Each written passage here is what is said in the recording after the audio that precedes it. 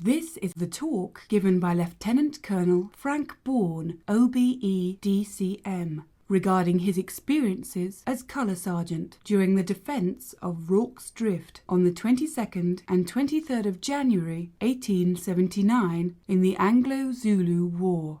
And this is now read by his grandson, Mr. Douglas Bourne. My name is Douglas Bourne. I'm the grandson of Frank Bourne, who was Colour Sergeant at the time of the defence of Rorke's Drift in the Anglo-Zulu War, 1879, and who retired as Lieutenant Colonel. For his services at the defence of Rorke's Drift, he received the Distinguished Conduct Medal and was offered a commission which he was unable to accept due to lack of funds. He was later awarded the Order of the British Empire for his service in the army.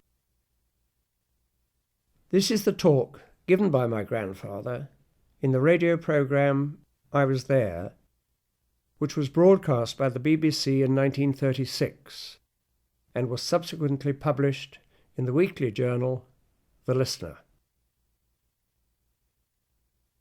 In December 1872, when I was 18 years old, I enlisted in the 24th Regiment and received the princely pay of 6pence a day, of which 3pence halfpenny was deducted for messing and washing, leaving 1 shilling and 5pence halfpenny a week for luxuries.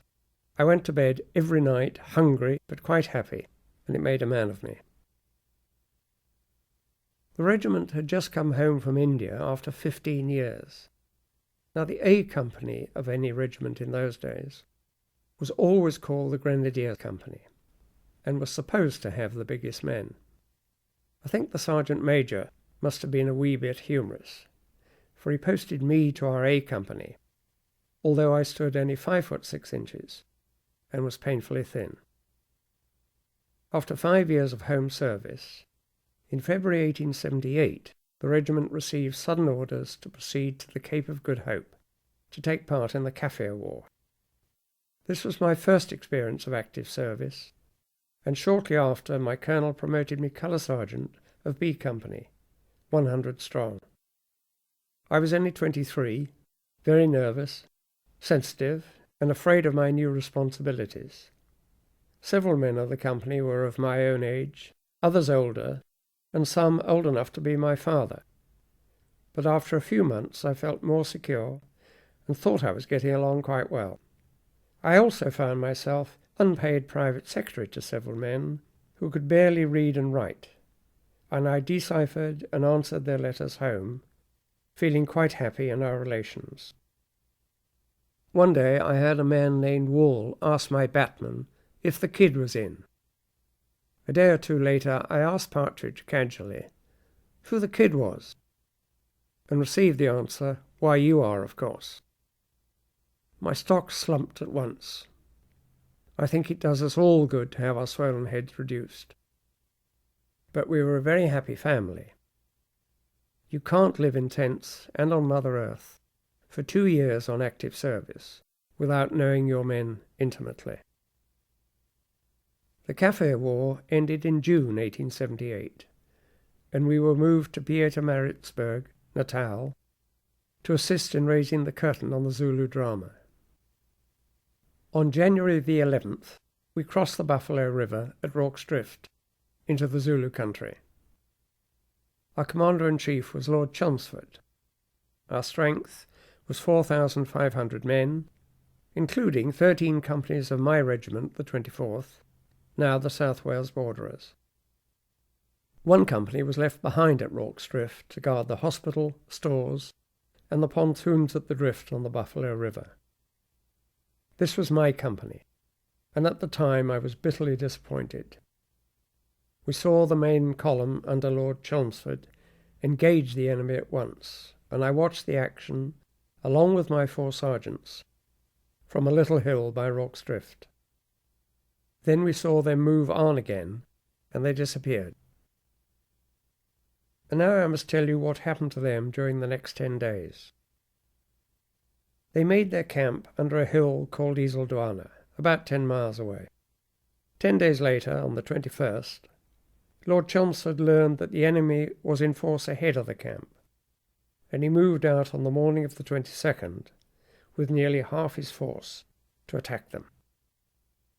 But as he advanced, they disappeared, and in his absence his camp was attacked and overwhelmed by 14,000 Zulus. So swift was the disaster that the few survivors who got away could give no reliable account of it. But the evidence of the dead who were afterwards found and buried where they lay told the unvarying tale of groups of men fighting back to back until the last cartridge was fired. After the war, Zulu witnesses all told the same story. At first, we could make no headway against the soldiers, but suddenly they ceased to fire. Then we came round them and killed them with our assegais. According to one account, the last survivor was a drummer boy who flung his short sword at a Zulu. This was the last occasion that band or drummer boys were taken on active service, as it was also the last occasion the colours were carried into action. Lieutenants Melville and Coghill lost their lives that day in trying to save the colours. Fully 1,200 men were killed, and by 1:30 no white man was alive in Isandlwana camp. Of course, back at Rorke's Drift, we knew nothing of this disaster, although my sergeants and I on a hill above it could hear the guns and see the puffs of smoke. But an hour later, at 2:00, a few refugees arrived and warned us what to expect. One man whispered to me, "Not a fighting chance for you, young fella." Up to that time, we'd done nothing to put our small posts in a defensive position, as our force in front was nearly 5,000 strong and had 6 guns, and the last thing that we expected was that we should be the saviours of the remainder of that force. The strength of our small garrison at the Drift was 2 combatant and 6 departmental officers and 133 non-commissioned officers and men, 36 of whom were sick, leaving about 100 fighting men. Remember that 1,200 men had just been massacred at Isandlwana. Can you then be surprised that, flushed with their success, the Zulus were making for our small post, confident that we should be easy victims to their savagery? Having had the warning, but only 2 hours in advance as it turned out, we set to work to loophole the 2 buildings and to connect the front of the hospital with a stone cattle kraal by sacks of Indian corn and oats, and to draw up 2 Boer transport wagons to join the front of the commissariat stores with the back of the hospital. These proved excellent barricades, but by no means impregnable. The native has often been credited with deep cunning, but luckily for us, if the Zulu possessed any, he did not use it. For as the sacks connecting the hospital had to be laid on a slope of the ground, he could safely have crept along, cut the sacks open with his assegais, the corn would have rolled out, and he could have walked in, and I should not now be telling this story. When Lieutenant Chard of the Royal Engineers joined us, he approved of what we had done, but considered that our inner space was too big, and suggested a line of biscuit boxes. This was done, and proved of great value when the enemy set the hospital on fire. I was instructed to post men as lookouts in the hospital at the most vulnerable points, and to take out and command a line of skirmishers. Shortly after 3:30, an officer commanding a troop of Natal light horse arrived, having got away from Isandlwana, and asked Lieutenant Chard for instructions. He was ordered to send detachments to observe the drift and pontoons, and to place outposts in the direction of the enemy to check his advance. About 4:15, the sound of firing was heard behind the hill on our front. The officer returned and reported the enemy close upon us. He also reported that his 100 men would not obey his orders and had ridden off. About the same time, another detachment of 100 men, belonging to the Natal native contingent, bolted, including their officer himself. I'm glad to say he was brought back some days later, court-martialed and dismissed from the service. The desertion of these detachments of 200 men appeared at first sight to be a great loss, with only 100 of us left, but the feeling afterwards was that we could not have trusted them, and also that our defences were too small to accommodate them anyhow. We knew now that whatever might happen, we had to fight it out alone. At about 4:30, the enemy, from 500 to 600 strong, came in sight round the hill to our south, and driving in my thin red line of skirmishers, made a rush at our south wall. They were met and held by a steady and deliberate fire for a short time. Then, being reinforced by some hundreds, they made desperate and repeated attempts to break through our temporary defences, but were repulsed time and again. To show their fearlessness and their contempt for the redcoats and small numbers, they tried to leap the parapet and at times seized our bayonets, only to be shot down. Looking back, one cannot but admire their fanatical bravery. About 7 o'clock they succeeded, after many attempts, in setting fire to the hospital. The small numbers we were able to spare defended it room by room, bringing out all the sick who could be moved before they retired. Privates Hook, R. Jones, W. Jones, and J. Williams were the last to leave, holding the door with bayonet when all their ammunition was expended.